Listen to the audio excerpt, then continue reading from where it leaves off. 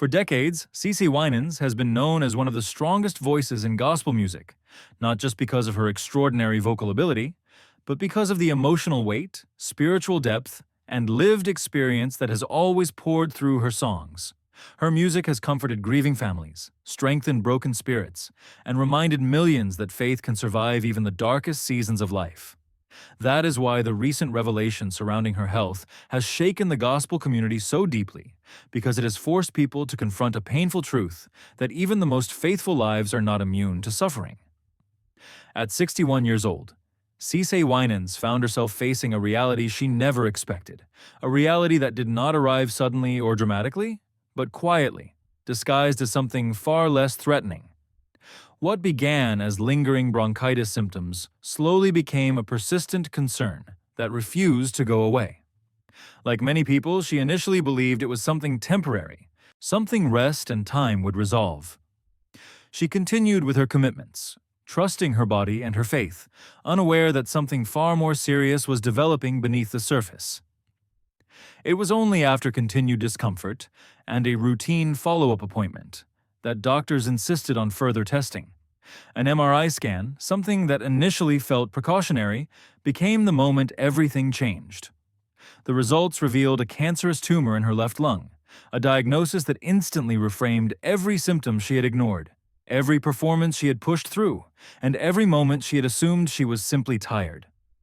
The words lung cancer carry a particular weight, especially for a singer whose breath, control, and vocal strength are central not only to her career but to her calling. The diagnosis was confirmed as non-small cell lung cancer, the most common form, but thankfully detected early before it had spread. That detail alone brought a measure of relief, but it did not erase the fear, the shock, or the emotional toll of hearing that her life had been quietly threatened while she was still pouring into others. Surgery was scheduled quickly, and on December 20th, 2025, CeCe underwent a successful procedure to remove the tumor. The holidays that year were not spent on stage or traveling for performances, but in recovery, surrounded by family in Nashville, leaning on love rather than applause. As news of her condition became public, CeCe chose transparency over silence. She shared her journey in her own words, not with panic or dramatics, but with honesty, faith, and even moments of gentle humor. She reassured fans that no chemotherapy or radiation was required, only rest, monitoring, and recovery. Yet beneath her calm tone, those who have followed her life closely could sense the deeper weight of what she was enduring, because this moment did not exist in isolation. It was layered on top of a lifetime of pressure, responsibility, sacrifice, and quiet battles that few people ever truly understood.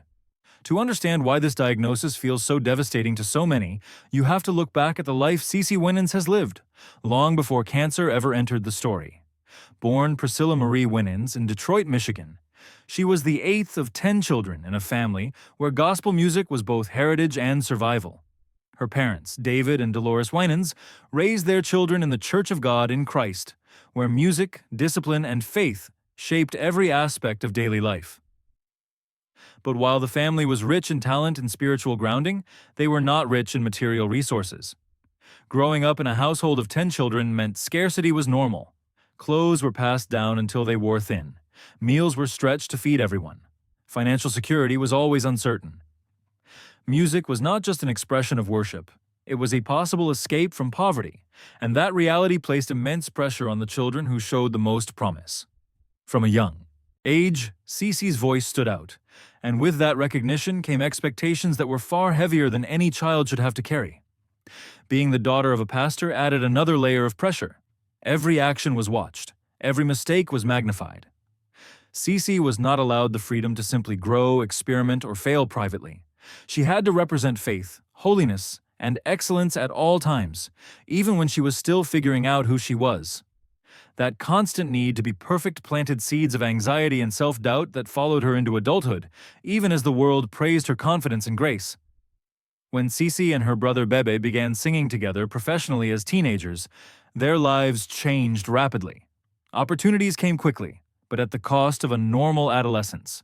While others experienced high school milestones and personal discovery, CeCe was traveling, performing, and carrying adult responsibilities in the public eye.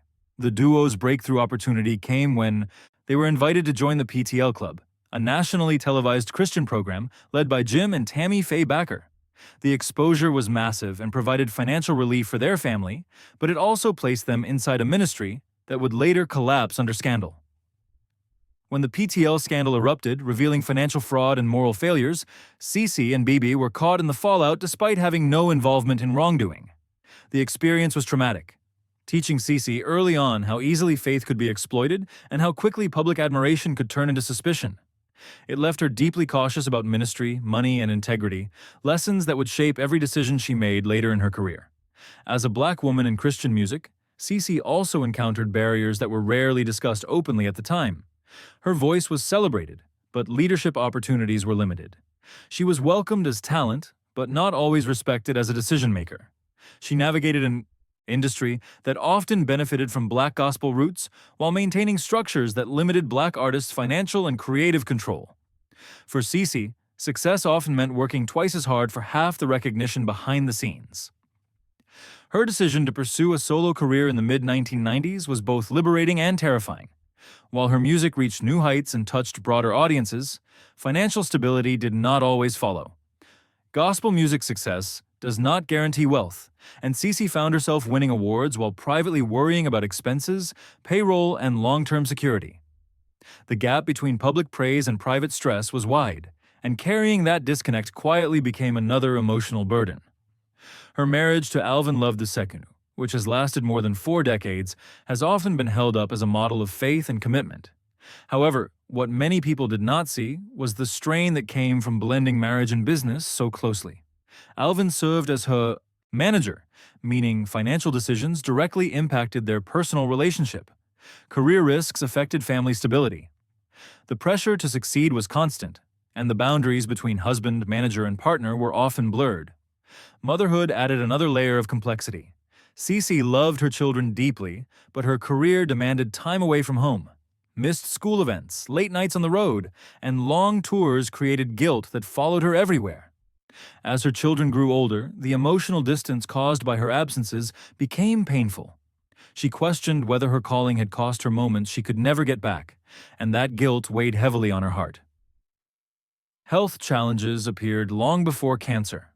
In the early 2000s, CeCe developed vocal cord nodules, a condition that threatened to end her singing career entirely. Doctors ordered extended vocal rest, forcing her into silence at a time when her voice was not just her livelihood but her identity. The fear of losing her voice triggered a spiritual crisis, as she struggled to understand who she was without the gift she had relied on her entire life. When her voice eventually returned, gratitude mixed with lingering fear, because she now understood how fragile it truly was. Loss continued to shape her life. Family members, close friends, and mentors passed away, each loss leaving its own wound. The death of her mother, Dolores Winans, in 2020 was particularly devastating. As the matriarch who had held the family together through sacrifice and faith, her absence created a void that could never be filled. Grief became something CeCe carried quietly, even as she continued to minister to others through music. All of these experiences formed the backdrop against which her cancer diagnosis arrived. It was not just another challenge, but the culmination of decades of pressure, responsibility, and emotional labor.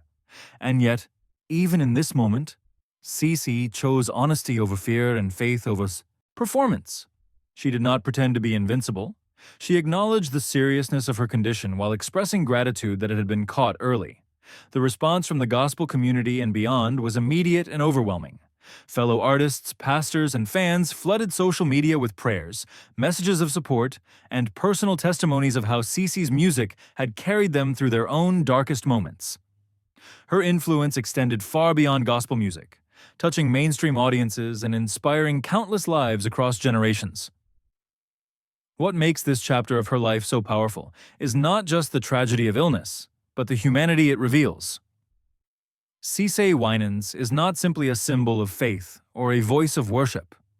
She is a woman who has carried immense weight with grace, who has poured into others while quietly navigating her own struggles, and who now stands in a season where she must receive the same compassion she has given for decades. At 61, her story reminds us that faith does not eliminate pain, but it does provide strength to endure it. Her diagnosis is heartbreaking, not because it defines her, but because it reveals how much she has already endured before ever reaching this moment.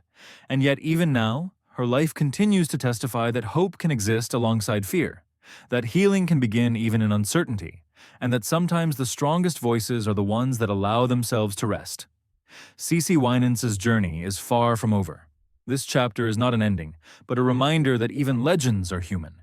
Even ministers need healing. And even the most anointed lives must sometimes slow down and simply breathe. Her music has always told stories of trust, perseverance, and grace.